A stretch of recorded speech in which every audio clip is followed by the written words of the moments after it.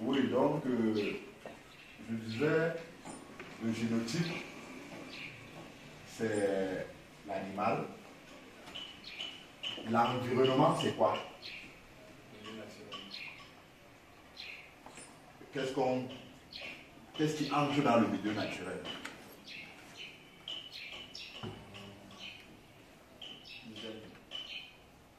C'est un élément. C'est un élément.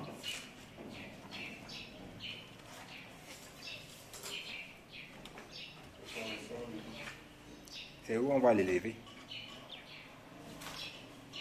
Il y a hygiène, climat, c'est-à-dire où on va l'élever, incubateur. Peut-être tu l'as dit sans comprendre. Incubateur, oui. Non, je sais ce que je dis. Je suis sûr que c'est de dire que l'incubateur, là, c'est quoi? C'est là où c'est le développe, là où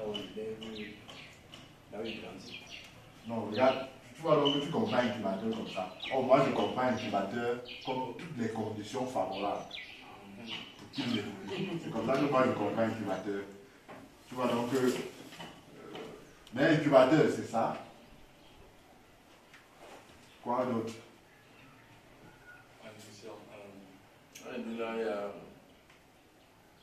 L'incubateur, il y a tout ça dedans.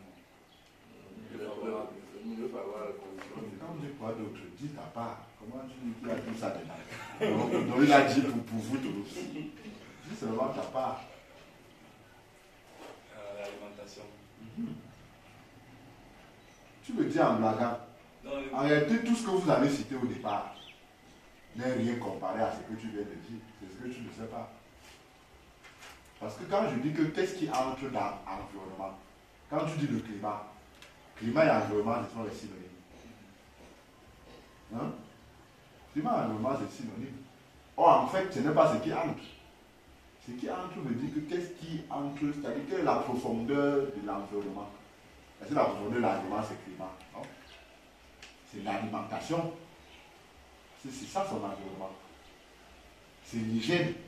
L'hygiène, pour parler de la biosécurité, dont j'ai tantôt fait part, ou encore pour parler de la gestion de la santé de l'animal. Donc en réalité, hygiène pour santé.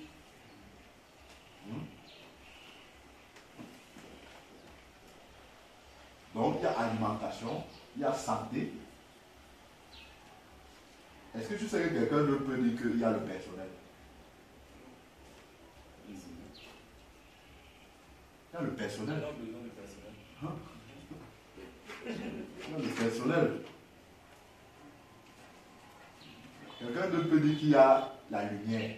Oh, toi tu as dit climat. Mais moi je dis la lumière. Ou encore les sources de chaleur. Source de chaleur. la température. Ou encore la température. Mais sources de chaleur c'est mieux. Monsieur, est-ce que l'éclairage est pareil à la température? Non. Comment? L'éclairage c'est autre chose.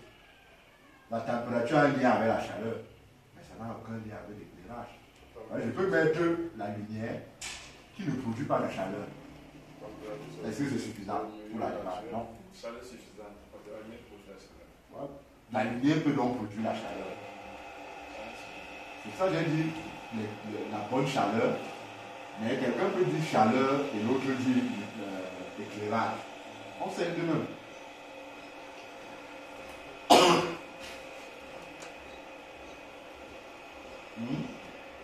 Il peut encore avoir quoi? Une personne peut dire l'argent.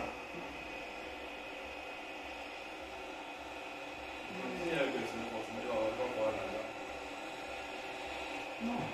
Il peut avoir le personnel gratuit. Il peut aussi avoir l'aliment gratuit. Peut-être j'ai dit argent, ça a dérangé, mais on peut dire les moyens financiers.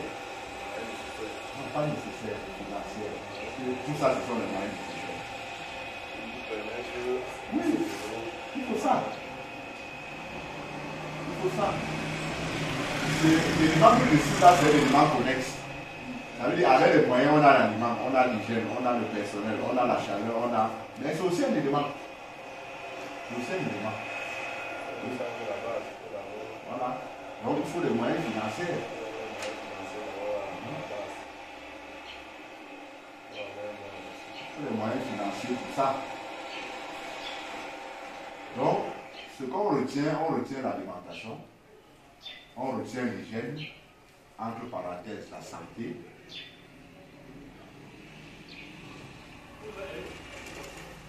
Entre parenthèses la santé, on retient les ressources humaines, entre parenthèses le personnel ou l'employé, on retient les sources de chaleur, on retient l'éclairage, il y a beaucoup d'autres. C'est tout ça qui entre donc dans l'environnement. Lorsqu'on dit donc que G, qui est le génotype plus E, donne P, qui peut faire une interprétation mathématique. Un physicien, sur nos affaires, G plus E est égal à P. Ça veut dire quoi? Moi, ça donne une G. Tu dis à rien alors que tu as fait une grosse faute. C'est pas ça. C'est pas ça. C'est une grosse faute. J'ai dit G plus E, je n'ai pas dit G fois E. Comment tu peux dire G plus E? C'est une très très grosse faute. Oui, en fait, quand tu le dis, c'est bien. Ouais. Bon, si c'est que je peux donner une interprétation sur le génotype plus environnement, C'est égal à phénotype. c'est égal à phénotype.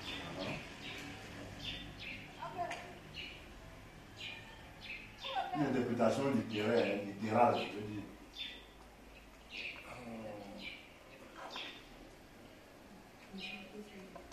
Il faut essayer. Chacun doit essayer. Monsieur, Du balade. Oui. monsieur, selon moi, je ne suis plus environnement de la phénotype. On mange la voix. Signifie que la qualité du poulet et le stade final dépend d'abord de la race du poulet, plus les conditions qui ont été réunies pour lui. C'est pas mauvais ce qu'elle dit. Elle a envie de dire quoi? C'est que le phénotype, pour l'obtenir, il faut d'abord la race. Elle parle de race, je crois que tout le monde comprend. Parce qu'on ne peut plus parler de volaille. On ne peut plus parler de poule.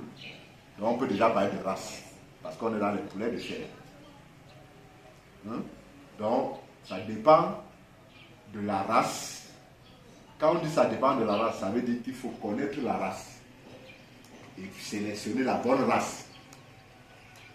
Et aussi des conditions environnementales, qui permettent à ce que ce génotype s'exprime le mieux.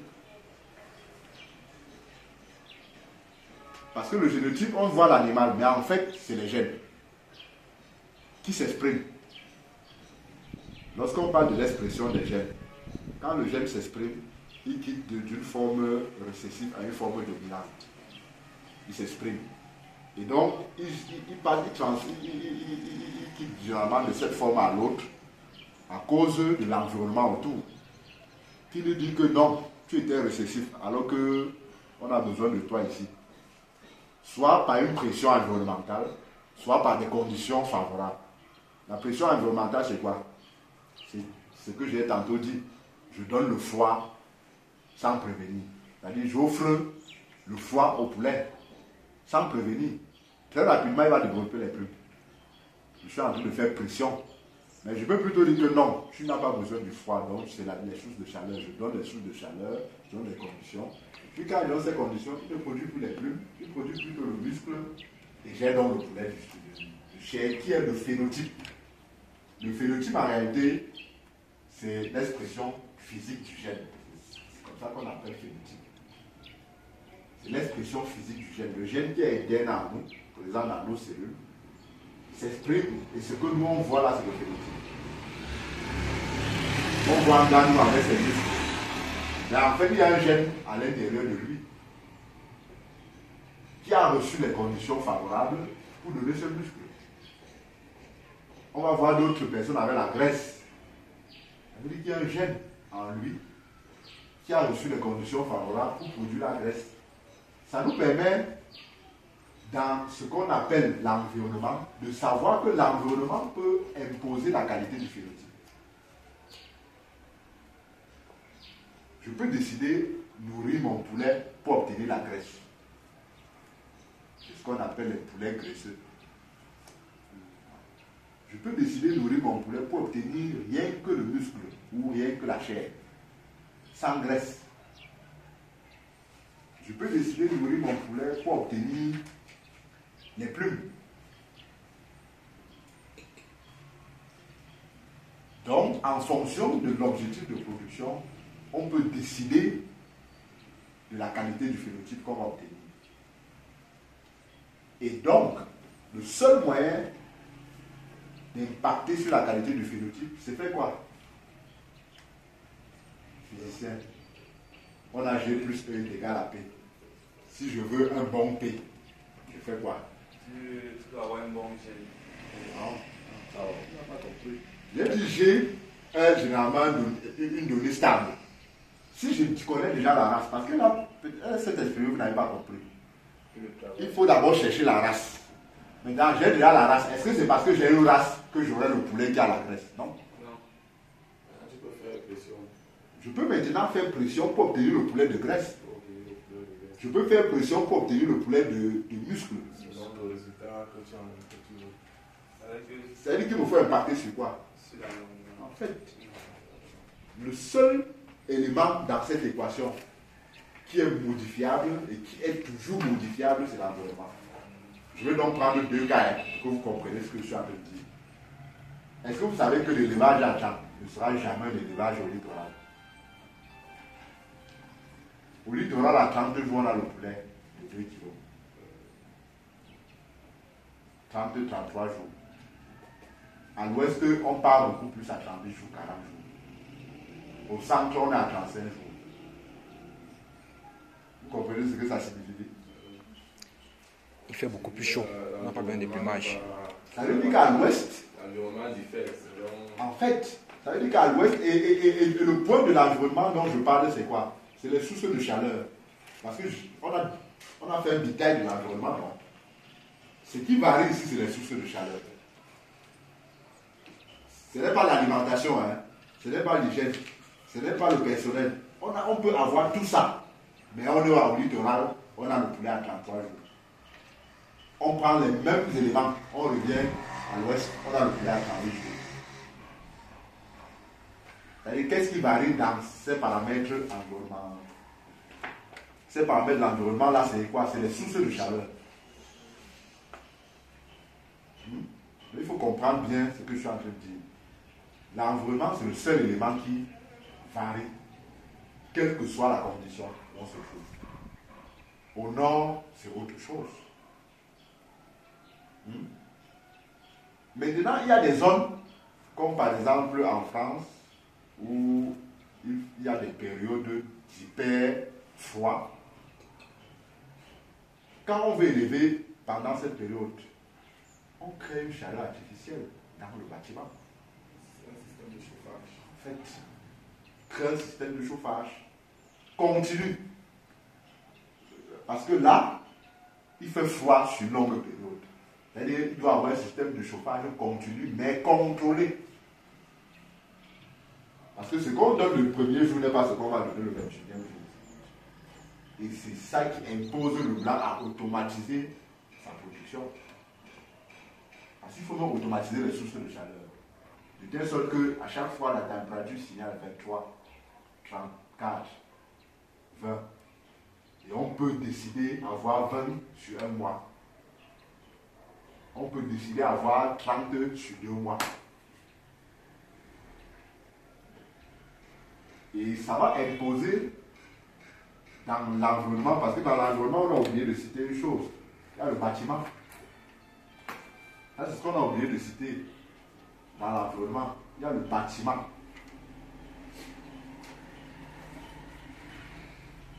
Le bâtiment, c'est un élément fondamental de l'environnement pour le poulet de chair.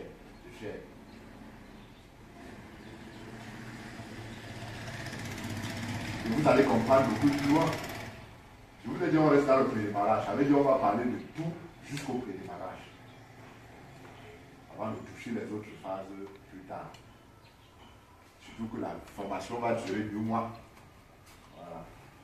Donc, lorsqu'on dit le bâtiment, je disais tantôt, c'est un élément très très essentiel. Et ce bâtiment va créer aussi un facteur de variation en fonction de la source de chaleur. Vous avez fait les fonctions. Ça veut dire que si je suis à l'ouest, je construis le bâtiment différemment qu'au nord. Voilà. Sans doute. C'est pour ça que dans certaines maisons, un plafond en bois est différent d'un plafond en staff. Par exemple, le monde arabe utilise plutôt le plafond en staff pour garder la fraîcheur. Oui, en fait, on parle de la même chose. Donc, le bâtiment, c'est un élément essentiel. Ça varie selon l'environnement. Et ce qui nous intéresse le plus dans l'environnement, là, c'est quoi? C'est les sources de chaleur. C'est surtout ça qui fait beaucoup varier. Parce que les autres éléments sont presque stables et dépendent même de nous. L'alimentation dépend de moi. Je fais un bon aliment, c'est bon. Je fais un mauvais aliment, c'est mauvais. L'hygiène dépend de moi. Je nettoie ma maison, c'est propre. Je ne nettoie pas, c'est sale. Le personnel, ça dépend de moi. Je recrute, c'est bon. Je ne recrute pas, c'est... Hein? Mais est-ce que la source de chaleur dépend totalement de moi? Non. Mais, comme je vous ai tantôt dit que l'élevage du poulet de chair demande à offrir les conditions idéales, artificielles, pour que le poulet ait ce qu'il avait quand il était dans l'incubateur. Donc en réalité, tout doit dépendre de toi maintenant. C'est ça. Et même cette source de chaleur-là, il faut que ça dépende de toi. Parce que si tu dis que ça dépend de l'environnement, l'environnement va te jouer le sale tour. Pourquoi? Parce qu'on est dans un élevage en claustration. La claustration signifie mettre les gens dans un bâtiment fermé. C'est ça la claustration. Donc ils sont en claustration et donc ils ont besoin de tout ça de façon artificielle. Donc il y a le bâtiment. Nous allons commencer d'abord par le génotype. Et je vais donc préciser que dans le génotype poulet de chair,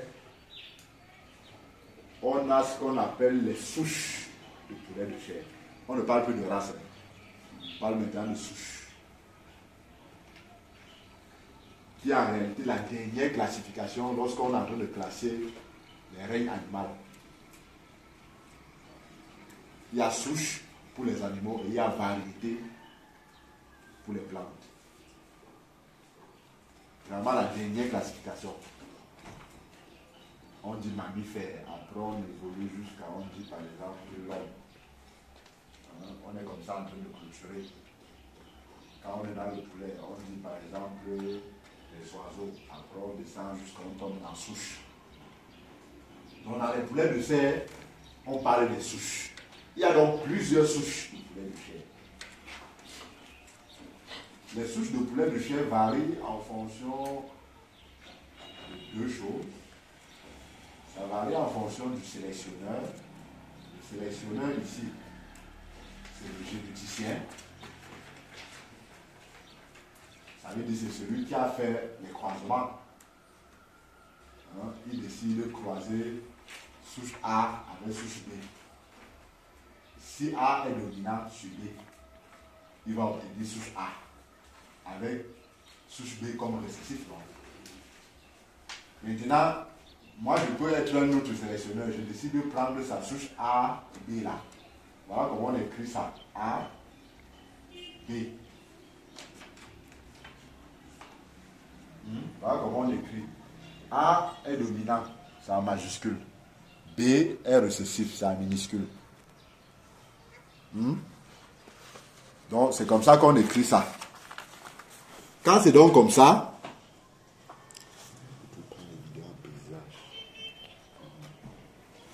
donc quand c'est donc comme ça, je peux donc être un autre sélectionneur. Je reviens plutôt prendre la souche A, B récessif. Je décide de le croiser maintenant avec une souche B. Quand je dis B, ça veut dire que c'est un homozygote. B, 2 traits, B. C'est une souche pure en réalité. Quand je vais croiser, je vais obtenir plusieurs souches. À la fraction d'un tiers, à la fraction de 1 demi, 1 demi et 1 quart.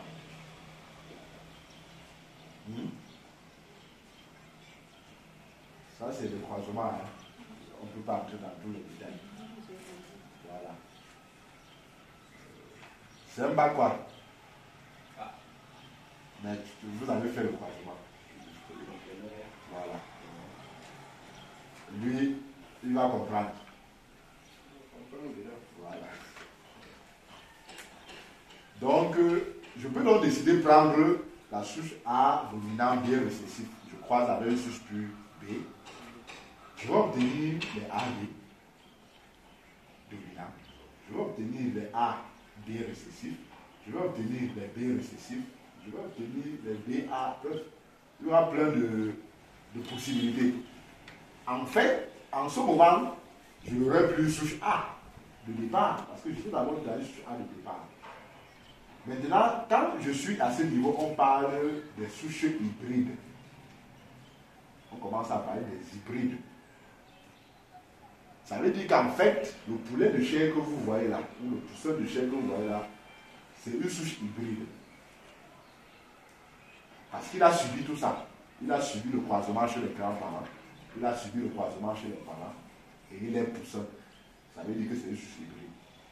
Mais dans sa qualité hybride, il y a une dominance d'un gène sur lui. Ça veut dire que les souches varient en fonction de la dominance d'un gène par rapport à l'autre. On va dire qu'il y a les souches favorables pour la région de l'Ouest. Je peux citer un exemple, la COP 500. La COP 500, c'est C2OB 500. Voilà comment on écrit ça. COP 500. Quand tu vas faire l'enquête à l'Ouest, on va te dire que c'est la meilleure souche. C'est à cause de quoi? C'est premièrement à cause du fait que la structure qui a sélectionné cette souche et qui la commercialise aujourd'hui est dans l'Ouest. C'est un premier élément. Je parle de la SPC, Société des Proveneurs du Cameroun, à travers sa filiale AgroCam. C'est lui qui développe le plus la souche COP 500. Et donc le fait qu'il ait développé et qu'il ait fait l'enquête pour décider de commercialiser les premiers exemplaires à l'Ouest, il fallait donc qu'il développe une souche favorable à l'Ouest. Quand on dit que c'est une souche favorable, ça veut dire quoi? Ça veut dire que c'est une souche qui s'en sort avec le climat de l'Ouest. Le climat de l'Ouest est un climat relativement beaucoup plus froid. Ça veut dire que c'est la seule souche capable, dans le froid, d'exprimer encore ses potentiels. Dans les pondeuses, on va vous dire que la souche favorable à l'Ouest, c'est la Lohmann Brown. Parce que c'est une souche qui, malgré l'esprit entrepreneurial des hommes d'affaires de l'Ouest et les différentes difficultés qu'ils ont à toujours alimenter les animaux de la bonne façon, ils ont pensé que la bonne souche qui résiste face au stress environnemental. Quand je dis stress environnemental, c'est stress alimentaire, stress de l'hygiène, stress de la chaleur, stress du personnel. Et malgré ça, ils continuent à pondre. Et donc, quand on va entrer dans les détails, on va vous dire que lorsqu'il parvient donc à développer ce gène-là, il supprime d'autres gènes, notamment le gène de la production en quantité d'œufs sur longue durée. Mais il fait exprimer un gène comme le gène de la grosseur de l'œuf pour créer la compensation, permettant ainsi à l'entrepreneur du secteur de pouvoir recouvrir ses investissements et dégager une marge. La COP 500, on va vous dire que la COP 500, c'est une souche qui, en phase de marrage, a une croissance relativement normale, mais pas autant accélérée. Mais en phase de finition, ça commence à avoir une croissance accélérée. Pourquoi? Parce qu'en démarrage, on sait qu'avec les difficultés d'environnement, il est difficile de créer les conditions normales. Mais le fait qu'il soit en train de croître petit à petit n'est pas un problème. Parce que quand ils vont donc s'habituer au foie, ils vont commencer à vite exprimer leur potentiel. Une des caractéristiques de ces souches-là, c'est qu'ils prennent du poids sur le sol. Et ils ne sont pas les sujets qui prennent la taille. Ils prennent plutôt le poids sur le sol. Donc les COP 500, c'est généralement les sujets avec des bréchets bien épais, mais pas de bonne taille. Et c'est même tout à fait logique. Le nordiste est Jean. Ça peut sembler bizarre, non? Mais il faut qu'il soit Jean. Sinon, il ne peut pas rester au nord. Oui. Pourquoi? Tu peux me dire pourquoi? Il fuit la chaleur. Il fuit la chaleur. Il fuit la chaleur, oui. Oui. Plus on est proche du sol, plus il fait chaud. Les conditions, ce sont les conditions. Non, j'ai dit une chose d'abord à l'entame du débat.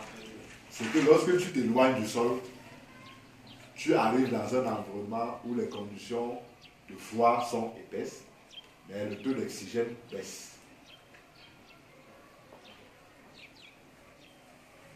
Je le dis tantôt. Il fuit la chaleur, c'est un élément. L'autre élément, c'est quoi? C'est qu'il faut qu'il y ait une bonne surface corporelle pour échanger le mieux la température. La surface corporelle là n'étant pas la grosseur du muscle. Parce que la grosseur du muscle n'est plus la surface corporelle. Si oui, une surface corporelle remplie de graisse, vous connaissez la fonctionnalité des graisses dans le corps, c'est que les graisses d'abord sont très imperméables. Ça bloque les pores. Et quand ça bloque les pores, ça stocke de la chaleur et ça ne rejette pas de la même façon. C'est pour ça qu'un gars gros est toujours étouffé. Ou coule toujours la sueur en quantité. Donc si on ramène sur les poulets, on va comprendre que le poulet à l'ouest, pour la souche COP 500, doit effectivement rester au sol.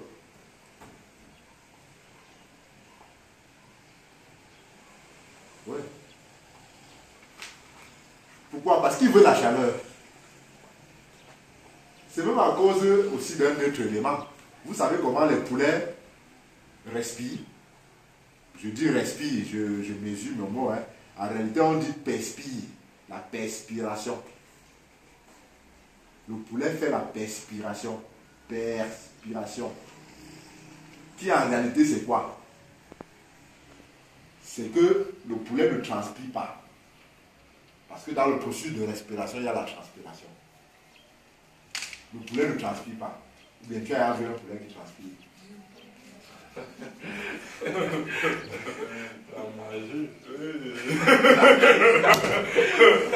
La perspiration.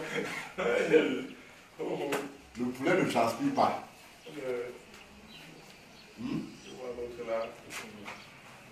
Ouais, c'est ça la formation. C'est pour ça que je t'ai dit, ce n'est pas l'école. Ça, c'est un cabinet conseil qui vous reçoit. Donc, ce n'est pas l'école. C'est l'expérience qu'on partage. Ouais, ce que je vous dis là, on nous a appris au niveau 5. Parce que si la poule ne respire pas, quand tu ne transpires pas, ne transpire pas. Comment il fait? C'est ça la question. Puis aussi même, comme c'est l'animal là, peu importe quand même un animal qui transpire. Tous les animaux.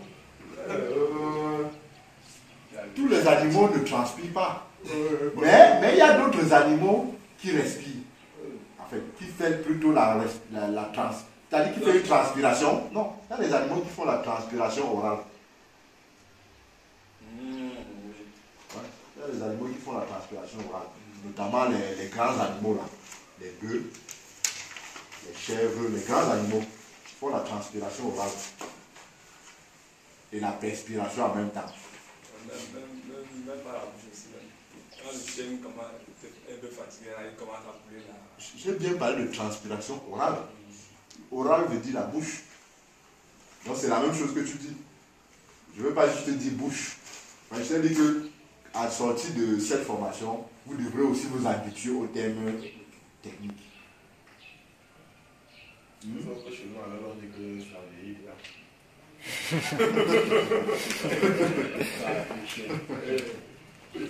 Le chien vieillit déjà. Bon. Donc c'est ça le principe.